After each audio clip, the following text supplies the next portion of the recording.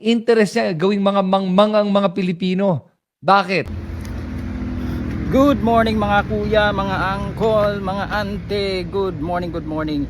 So for today's video guys, may napanood lang akong isang video na ito ay supporters ng kabilang grupo. Itong sa akin ay hindi naman tayo bias, no? Kung ang tinitingnan lang natin kung ano ba yung tama at mali.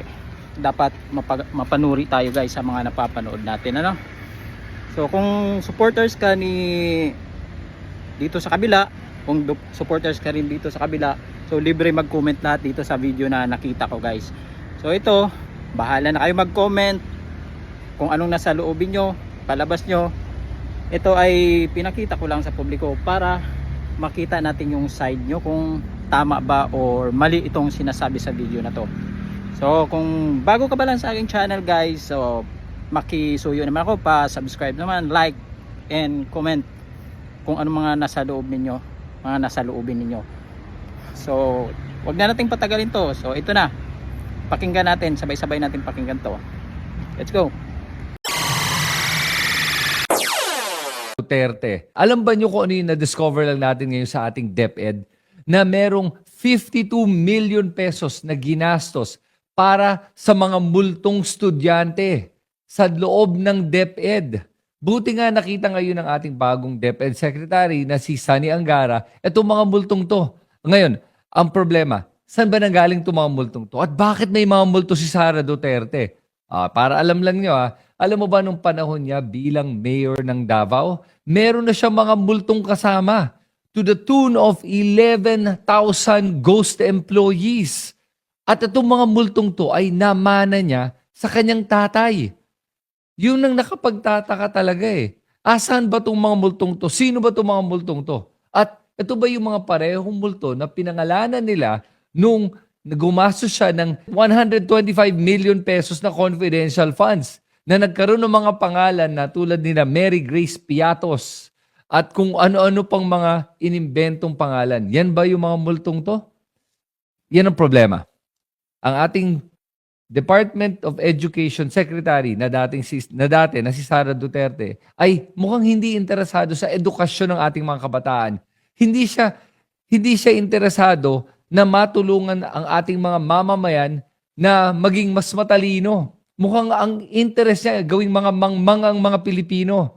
Bakit? Kasi pag mangmang ang Pilipino, mas mabilis mabudol, mas mabilis mauto, at mas mabilis mapasunod sa mga gusto ng mga Duterte.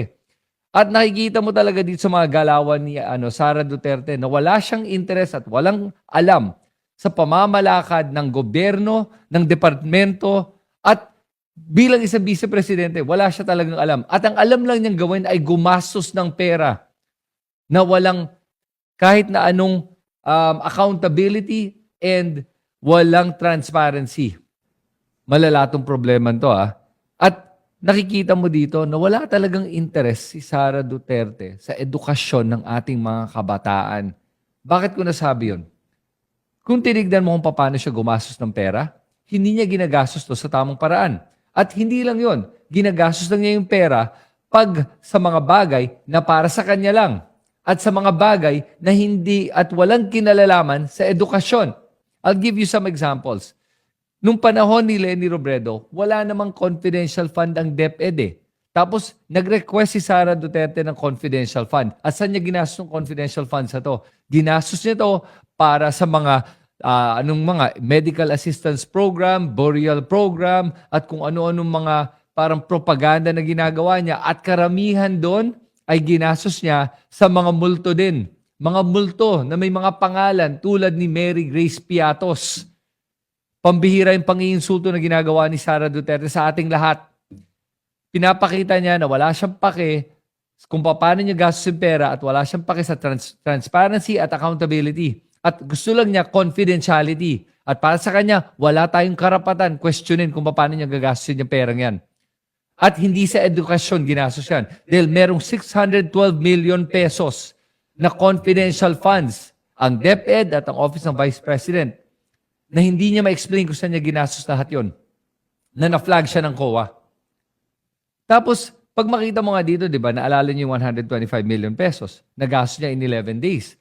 Grabe pagdating sa confidential funds, ang bilis niyang ubusin yung pera. Parang ganyan lang, parang bula. Pero pagdating sa mga budget na para sa ating mga guro at sa ating mga estudyante na makakatulong na hindi maging mangmang ang ating mga estudyante, paano niya ginastos yun? I'll give you an example kung kung gaano kabagal yung paggastos niya dito o kaya kung gaano niya hindi ginastos yung pera. Meron siyang 10 billion na computerization program budget. 10 billion. O hulaan mo magkano ginastos niya doon para sa computerization ng ating education system. Wala pang 3 billion. Pinabayaan niya, underutilized, hindi niya ginamit. Kaya ngayon, yung ating mga guro ay kailangan pong bumili ng laptop gamit sarili nilang pera dahil walang ma-provide ang DepEd nung panahon niya. Ganun niya kapinabayaan ang ating edukasyon bilang Education Secretary. Hindi lang yon. Nung panahon ni Sara Duterte bilang DepEd Secretary, meron siya kailangan magawa na over 6,300 classrooms. Mandato niya yan. Nagagawin niya dapat yan. Hindi niya ginawa. Alam mo kailan lang nagawa niya? 192 classrooms out of 6,300 classrooms. Oh, ngayon ba masama sa akin na interesado siya na tumalino ang ating mga kabataan? Hindi. Ang interes niya ay gawing mangmang lahat ng mga Pilipino. Para sa ganun, sunod-sunuran na lang tayo sa kanilang lahat, sa mga Duterte. Huwag po tayong papayag sa mga ganito. Kaya kino-commend ko si DepEd Secretary Sani Angara ngayon na nakita nila itong anomalya na ito.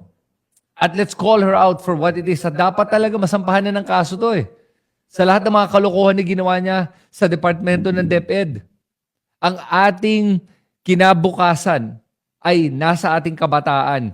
At pag ginawa nating mangmang ang kabataan natin, wala na tayong maayos na kinabukasan para sa ating bansa at para sa ating mga kababayan.